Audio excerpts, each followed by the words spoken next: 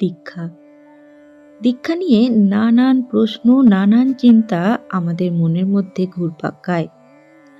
তার মধ্যে একটা হলো, দীক্ষা নিলেই কি সব সমস্যা মুছে যায়? দীক্ষা কি জাদুর ওষুধ? একবার মন্ত্র নিলেই কি দুঃখ, চিন্তা, অসুখ, কষ্ট সব শেষ? আজকের এই ভিডিওতে আমরা ঠাকুর শ্রী রামকৃষ্ণ, মা সারদা দেবী ও স্বামী বিবেকানন্দের আসল বাণী দিয়ে বুঝব দীক্ষা আসলে কি, কেন নেওয়া হয় এবং দীক্ষা জীবনে কি পরিবর্তন আনে। এই ভিডিওটি আপনি যদি শেষ পর্যন্ত শোনেন তাহলে আপনার দীক্ষা সম্পর্কিত সব ভুল ধারণা ভেঙে যাবে এবং দীক্ষার প্রকৃত শক্তি অনুভব করতে পারবেন। চলুন শুরু করি। প্রথমেই আমরা জানব, দীক্ষা কি সব সমস্যার ওষুধ? ঠাকুর শ্রী রামকৃষ্ণদেব বলেছিলেন, দীক্ষা মানে ভেতরে আলো জ্বালানো। সেই আলো তুমি নিজেই বাঁচিয়ে রাখবে। দীক্ষা এক চিমটি আগুন, তাকে তোমাকেই বাতাস দিয়ে জ্বালাতে হবে, জল থেকে বাঁচাতে হবে, আরো বড় আগুনে পরিণত করতে হবে।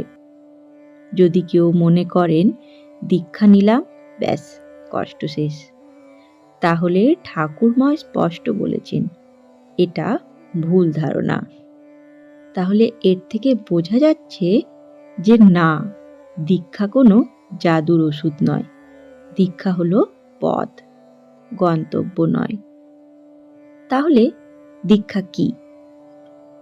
ঠাকুর শ্রী রামকৃষ্ণদেব দীক্ষা সম্পর্কে কি বলতেন আসুন জানি। ঠাকুরের উপদেশ, দীক্ষা মানে ঈশ্বরকে পাওয়ার পথ দেখিয়ে দেওয়া। পথ হাঁটতে হবে তোমাকেই। আরেকটি বাণী, গুরু তোমাকে মন্ত্র দেয়, কিন্তু মন্ত্র বলবে কে? আর যদি বলো না, ফল কোত্থেকে পাবে?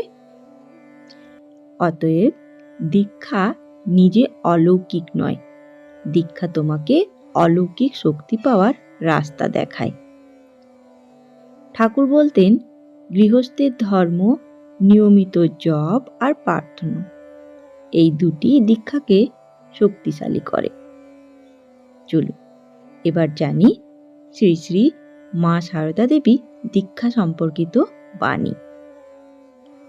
মা সারদা দেবী দীক্ষা সম্পর্কে দারুণ বাস্তববাদী ছিলেন। মা বলতেন, দীক্ষা নিলে পথ দেখানো হয়, এবার নিজের পায়ে চলতে হবে। মা আরো বলেছিলেন, শাস্ত্র, জপ এগুলো করলে মন শক্ত হয়, মন শক্ত হলে সব সমস্যা তুচ্ছ মনে হবে। এই কথাটি খুব গভীর। দীক্ষা তোমার সমস্যাকে কমায় না, তোমার মনকে বড় করে দেয়। যে মন আগে সমস্যায় ভেঙে পড়তো, এখন সেই মন সমস্যাকে জয় করতে শেখে। চলুন এবারে জানি দীক্ষা নিয়েও কেন অনেকে ফল পান না। দীক্ষা নিয়ে অনেকে অভিযোগ করেন, দীক্ষা নিলাম কিন্তু শান্তি পেলাম না, কিছুই ফল হলো না। মন্ত্র তো করি কিন্তু ফল হয় না, জপ করলে মন বসে না। কিন্তু ঠাকুর এর উত্তর দিয়েছিলেন খুব সহজ, মন দিয়ে জপ না করলে ফল হয় না। ঠাকুর বলতেন, মন না দিলে ঈশ্বর ধরা দেন না, শুধু জিহ্বার জপে কিচ্ছু হয় না। নিয়মিততা না থাকলে দীক্ষা শক্তি দেখায় না। মা বলতেন, নিয়মিততা হলো সাধনার প্রাণ। আজ করেন কাল করেন না, এভাবে মন্ত্রের শক্তি প্রকাশ পায় না। গুরু বলে দিলেন কিন্তু শিষ্য চেষ্টা করল না।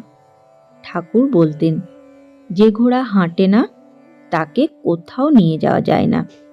দীক্ষা হলো ঘোড়ার লাগাম, চলতে হবে আপনাকে। তাহলে দীক্ষা আসলে কি দেয়? এটি সবচেয়ে গুরুত্বপূর্ণ প্রশ্ন। দীক্ষা মনকে কেন্দ্র করে। ঠাকুর বলতেন, মন্ত্র হলো চুম্বক, মন হলো লোহা। মন্ত্র জপের ফলে মন ছুটে গিয়ে ঈশ্বরের দিকে লেগে যায়। দীক্ষা ভেতরের বিশৃঙ্খলাকে শান্ত করে। মা বলতেন, মন শান্ত হলে সব শান্ত লাগে। দীক্ষা সেই মনকে শান্ত করার শক্তি দেয়। দীক্ষা জীবনের পথ দেখায়।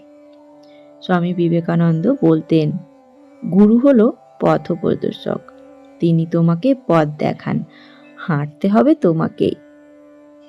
দীক্ষা আত্মবিশ্বাস বাড়ায়। শিষ্য মনে করে আমি একা নই, গুরুদেব, ঠাকুর, মা আমার পাশে আছেন। এই অনুভূতি দুর্দান্ত শক্তি দেয়। দীক্ষা মানুষকে ভালো করে তোলে। ঠাকুর বলতেন, জপ করলে চিত্ত পবিত্র হয়। পবিত্র চিত্তে সমস্যার সমাধান নিজের থেকেই দেখা দেয়। চলুন ঠাকুর কিভাবে জপ করতে শেখাতেন তা এবার আলোচনা করি। ঠাকুর বলতেন, ভোরে আর রাতে 2 বার মন দিয়ে জপ করো। মা বলতেন, কাজ করতে করতে মন্ত্র জপ করো, মন্ত্র যেন নিঃশ্বাস হয়ে যায়। এই দুটি নিয়ম মানলেই জপ শক্তিশালী হতে শুরু করে। দীক্ষা সত্যিকারের ফল দেয় কিভাবে, এবার আমরা জানব। যখন প্রতিদিন একটু জপ করব, মনকে শান্ত রাখব, ভুল করলে অপরাধ বোধ নয়, আবার শুরু করব। ঈশ্বরকে ডাকবো শিশুর মতো সরল মনে। তখন ধীরে ধীরে উদ্বেগ কমবে, মন শক্ত হবে, জীবনে সিদ্ধান্ত সহজ হবে।